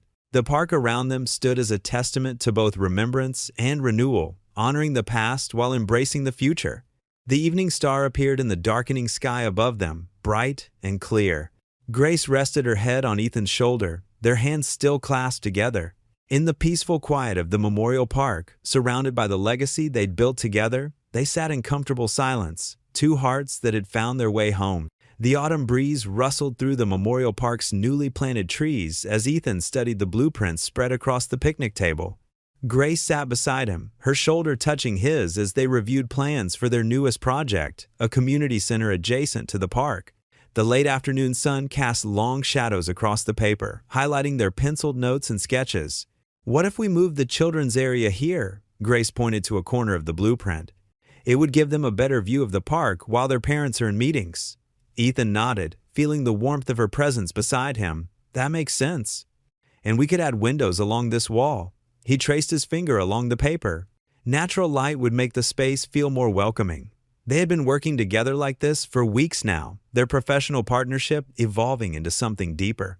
The easy rhythm of their collaboration felt as natural as breathing. Ethan found himself looking forward to these moments, not just for the work, but for the quiet comfort of being with Grace. You're good at this, Grace said softly, her eyes meeting his. Seeing the potential in spaces, making them work for people. I had a good teacher. Ethan smiled, remembering how she'd believed in him from the start. You gave me a chance when nobody else would. Grace touched his hand gently. You earned it, Ethan. Every bit of it. They sat in comfortable silence for a moment, watching the sun sink lower in the sky. The memorial park had become their special place, a symbol of everything they'd overcome together. The polished stone monuments gleamed in the fading light, a testament to resilience and hope. I've been thinking, Grace said, her voice careful but warm. The firm is opening a new branch in the next town over. They need someone to head up the community development division. Ethan turned to look at her, surprised. Are you offering me a job? I'm offering you a partnership. Grace's eyes sparkled. Your design work has brought in more community projects than we've ever had. The board wants to expand that success. Ethan's heart raced at the possibility. It wasn't just a job offer, it was an opportunity to build something lasting, to help other communities the way they'd helped this one. That's incredible, Grace. There's more, she continued, taking his hand. I've also been thinking about us, about the future. The way she said us made Ethan's breath catch. They'd been dancing around this topic for weeks, both aware of the growing connection between them, but cautious about taking the next step. I'm not getting any younger, Grace said with a small laugh, and life's too short to waste time being afraid of happiness. I want to build something with you, Ethan. Not just buildings and parks, but a life. Ethan squeezed her hand, emotion thick in his throat. I want that too. From across the park, they heard Lily's laughter. She was walking with David, Grace's son, the two of them having formed a close bond since his bone marrow donation had saved her life. Lily's cheeks were pink with health, her steps strong and sure. such a contrast to the fragile girl she'd been just months ago. "Look at them," Grace whispered, her eyes misty. "Sometimes I still can't believe how everything worked out." "God works in mysterious ways," Ethan said, watching their children approach. Lily's recovery had been nothing short of miraculous, and seeing her now, full of life and joy, made his heart swell with gratitude. "Dad!" Lily called out, jogging over to them. "David's teaching me about photography. Can we use the community center for an art class when it's built?" "I think that could be arranged," Grace answered, sharing a knowing look with Ethan. "Your father and I were just discussing some ideas for the space." David joined them at the table, peering at the blueprints. "This looks amazing. Will there be room for a dark room?" "We'll make room," Ethan promised, watching as both kids bent over the plans, pointing out features they liked and suggesting changes. The sight of them together, planning and dreaming, filled him with profound peace. Grace leaned against him slightly, her presence steady and reassuring. "You know," she said quietly, "I always dreamed of having a family like this, people who support each other, who build things together." "Me too," Ethan replied, thinking of all the lonely years after losing his wife, all the nights he'd wondered if he and Lily would ever find their way to happiness again. Lily looked up from the blueprints, her face glowing with excitement. "Can we get ice cream to celebrate?" "David says there's a new place downtown that makes sundaes as big as your head." "That sounds perfect," Grace laughed, standing and gathering the blueprints. "I think we have a lot to celebrate." As they packed up their work, Ethan watched Lily help David fold the larger sheets, her movements strong and confident. She caught him looking and gave him a brilliant smile, the same smile that had kept him going through the darkest times, now brightened by perfect health and genuine happiness. Grace slipped her hand into his as they walked toward their cars, Lily and David chattering ahead of them. The setting sun painted the sky in shades of pink and gold, casting a warm glow over the Memorial Park, their park, the place where everything had changed. "Ready?" Grace asked softly, and Ethan knew she meant more than just ice cream. "Yeah," he said, squeezing her hand. "Mole, I really am." Lily turned back to them, her face radiant with joy, and Ethan felt the last pieces of his world click into place. His daughter was healthy, he had meaningful work that helped others. And now, with Grace beside him, he had a chance at the kind of love he thought he'd never find again. The family walked together toward their cars, their laughter echoing across the park as the day's last light painted everything in gold.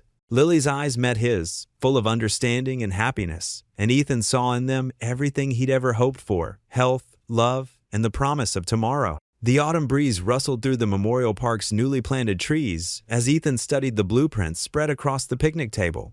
Grace sat beside him, her shoulder touching his as they reviewed plans for their newest project, a community center adjacent to the park. The late afternoon sun cast long shadows across the paper, highlighting their penciled notes and sketches. "What if we moved the children's area here?" Grace pointed to a corner of the blueprint. "It would give them a better view of the park while their parents are in meetings." Ethan nodded, feeling the warmth of her presence beside him. "That makes sense." "And we could add windows along this wall." He traced his finger along the paper. "Natural light would make the space feel more welcoming." They had been working together like this for weeks now, their professional partnership as natural as their personal one. The firm had promoted Ethan to lead architect after the success of the Memorial Park, and Grace had stepped back from her CEO duties to focus more on the charitable wing of the company. "Dad!" Lily's voice carried across the park. She was walking toward them with David, Grace's son, both carrying takeout bags from the diner where Ethan used to work. "We brought dinner." Ethan smiled, watching his daughter's healthy glow as she bounded across the grass. Her recovery had been remarkable, thanks to David's bone marrow donation. The two had formed a special bond since then, like the siblings neither had ever had. "Perfect timing," Grace called out, clearing space on the table. "Your father was about to start another design revision?" "Was not," Ethan protested with a laugh, but he knew she was right. His perfectionist tendencies had only grown stronger since taking on more responsibility at the firm. David set the bags down and pulled out containers of food. "Mom, remember that charity event next week? The hospital foundation wants you to speak about the new pediatric wing." Grace nodded, opening her container of salad. "Thanks for reminding me. Ethan, would you mind coming with me? Some of the donors want to hear about your experience with the healthcare system." "Of course," Ethan replied, touched that. His story could help other families avoid the struggles he'd faced. He watched as Grace organized the containers, her efficient movements, so familiar now. She caught him looking and smiled, the kind of smile that still made his heart skip. "Oh!" Lily exclaimed, pulling out her phone. "Mrs. Martinez from the community college called. They want you to give a guest lecture in their architecture program, Dad." Ethan blinked in surprise. Just a year ago, he'd been working 3 jobs just to keep his head above water. Now, people wanted to hear him speak about design theory. "You should do it," Grace encouraged, touching his hand. "Your journey would inspire the students." "Our journey?" he corrected softly, squeezing her fingers. Later that evening, after the blueprints were rolled up and the young people had gone their separate ways, Ethan and Grace sat on the porch of their new house. The sunset painted the sky in brilliant oranges and pinks, reminding Ethan of the morning he'd first walked into the firm, desperate for a chance. Grace leaned against him, her head on his shoulder. "Do you ever think about how far we've come?" "Every day," he answered honestly. "Sometimes I still can't believe it." "I can," she said firmly. "You always had this in you, Ethan. You just needed someone to believe in you as much as you believed in others." The streetlights began to flicker on, one by one, as the sky darkened to purple. A gentle peace settled over them, the kind that comes from knowing you're exactly where you're meant to be. "I got another call from the City Planning Commission today," Grace mentioned. "They want us to consider designing more affordable housing projects." Ethan nodded thoughtfully.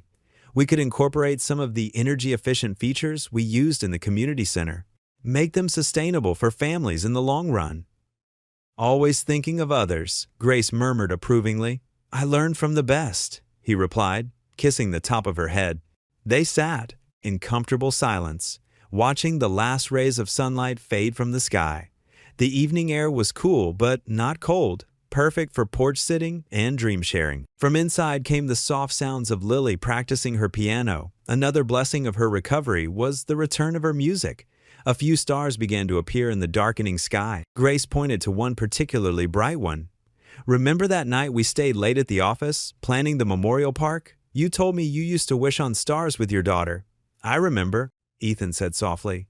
"These days, I don't need to wish so much. Everything I need is right here." Grace snuggled closer, and they watched as more stars emerged, twinkling like scattered diamonds against the velvet sky. The world felt right, peaceful in a way Ethan hadn't experienced in years.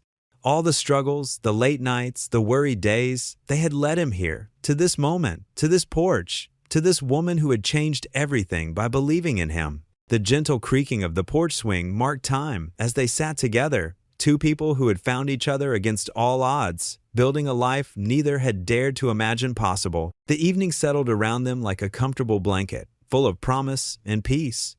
The morning sun painted golden streaks across Ethan's desk as he studied the plans for his newest memorial project. The small town of Cedar Grove had commissioned him after seeing his work on the Veterans Memorial Park. His reputation had grown steadily over the past few months, and requests for his designs were coming in from all over the state. Ethan leaned back in his chair, taking in the view from his new office. The firm had given him a corner space with large windows, a far cry from his early days as a maintenance worker. Family photos lined his desk. Lily at her recent school dance, beaming with health and happiness. A candid shot of Grace laughing during their weekend barbecue. And his favorite, all 3. All of them together at the park's opening ceremony. A gentle knock interrupted his thoughts. Grace stood in the doorway, elegant as always in her charcoal business suit. "The Cedar Grove Committee is here for the presentation," she said, her eyes warm with pride. Ethan gathered his materials, straightening his tie. "How do I look?" he asked, suddenly feeling nervous despite his growing experience. "Like the talented architect you are," Grace assured him, stepping forward to smooth his collar. Her touch was gentle, familiar. "You've got this, Ethan." In the conference room, Ethan laid out his vision for Cedar Grove's Memorial Garden. The committee members leaned forward, captivated by his presentation. He explained how the design would honor their town's mining history while creating a space for reflection and community gatherings. "The central fountain," Ethan explained, pointing to his detailed sketches, "represents the strength of your community. The cascading water symbolizes the continuous flow of memories from one generation to the next." His voice carried the quiet confidence that came from knowing his work mattered. Mayor Thompson of Cedar Grove nodded approvingly. "Mr. Cole, your reputation precedes you, but these designs exceed our expectations. The way you've incorporated our town's history while creating something modern and meaningful, it's exactly what we hoped for." After the meeting, Grace pulled Ethan aside. "They loved it," she said, squeezing his hand. "3 more towns have already called asking about similar projects." Ethan shook his head in amazement. "Sometimes I still can't believe how much has changed." He glanced at his watch. "I need to check on the construction site. Want to come along?" Grace smiled. "Lead the way, Mr. Architect." At the construction site, workers called out greetings as Ethan and Grace walked through. The memorial garden was taking shape, with stone pathways winding through newly graded earth. Ethan stopped to discuss details with the foreman, his expertise evident in every suggestion and adjustment. "The retaining wall needs to curve more gradually here," he explained, sketching quickly on his notepad. "It'll create a better flow for visitors and protect the garden during heavy rains." The foreman nodded respectfully. "You've got an eye for these things, Mr. Cole. No wonder everyone's talking about your work." Later that afternoon, Ethan walked the perimeter of the site alone, imagining how the space would look when completed. The late sun cast long shadows across the ground, and a cool breeze carried the scent of fresh earth and possibility. He paused at the spot where the central fountain would stand. From here, he could see the entire project taking shape: the meditation gardens, the memorial wall, the children's play area. Each element had been carefully designed to bring healing and hope to the community. Walking through the partially completed paths, Ethan remembered his own journey. Just months ago, he'd been working 3 jobs, desperate to keep up with Lily's medical bills. Now, he was leading major projects. His daughter was healthy, and he had found love again with Grace. The firm was thriving under Grace's leadership. She had expanded their charitable initiatives, taking on more community projects while maintaining their commercial success. Together, they had built something remarkable, not just in their professional lives, but in their personal relationship as well. Ethan stopped at the highest point of the garden, where a stone bench would eventually offer visitors a view of the entire park. Construction equipment hummed in the background as workers finished their daily tasks. The setting sun painted the sky in shades of pink and gold, casting a warm glow over the site. He pulled out his phone and snapped a picture to share with Lily later. She loved seeing the progress of his projects, often offering suggestions that surprised him with their insight. At 16, she was growing into a thoughtful young woman, and her health continued to improve each day. A worker called out a goodbye as he left, and Ethan waved in response. He took one last look at the site, pride swelling in his chest. Each new project felt like another step forward, another chance to create something meaningful. The nervous maintenance worker who had once hidden his architectural dreams was gone, replaced by a confident designer who knew his worth. The upcoming weeks would be busy with multiple projects demanding his attention, but Ethan welcomed the challenge. He had learned that with faith, hard work, and the support of loved ones, anything was possible. As he headed back to his car, Ethan smiled, knowing that this success wasn't just his own, it belonged to everyone who had believed in him along the way. Grace would be waiting at the office to review more proposals, and Lily had a school presentation she wanted to practice with him tonight. His life was full in ways he never could have imagined. The memorial garden would be just one more testament to how far he'd come, but Ethan knew the real achievement wasn't in the structures he built. It was in the lives he touched through his work. The late afternoon sunlight streamed through the bay windows of David's new craftsman-style home, casting warm shadows across the hardwood floors. Ethan sat on a comfortable leather armchair, watching as Lily helped David arrange family photos on his wall. The sight of them working together, laughing and sharing stories, made his heart swell with gratitude.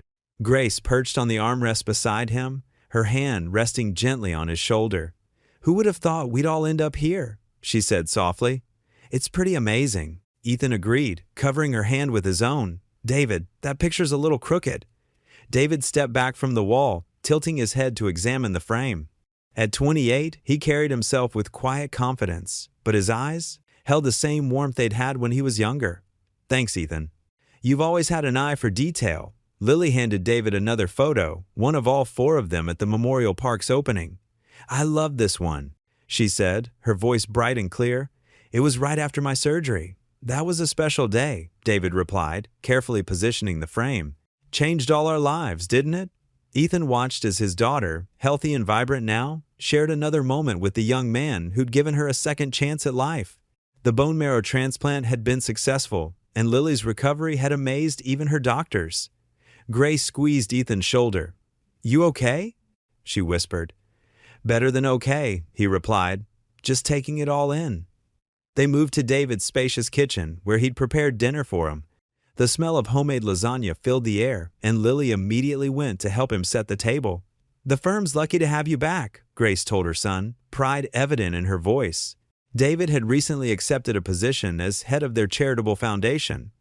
"Well, I couldn't stay away," David replied, sharing a meaningful look with Ethan. "This town's home now, plus someone needs to keep an eye on these two." He gestured between Ethan and Grace with a grin. "Very funny," Grace said, but her eyes sparkled with happiness. As they settled around the table, Ethan marveled at how natural it all felt.